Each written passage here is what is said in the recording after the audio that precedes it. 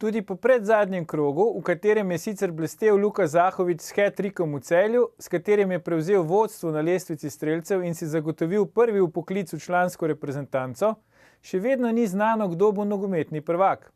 Olimpija je ohranila 2 točki prednosti in na lestvici pred Mariborom in ji v zadnjem krogu zadostuje že remi proti Domžalam, kjer pa je sicer zadnji 2 tekmi izgubila.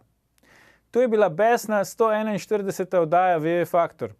Spremljate nas tudi ta konec tedna, v živo pa se spet vidimo v ponedeljek, ko bomo gostili prvo damo alternativne desnice. Predvsem pa ne pozabite, ni vseeno, kdo kaj reče.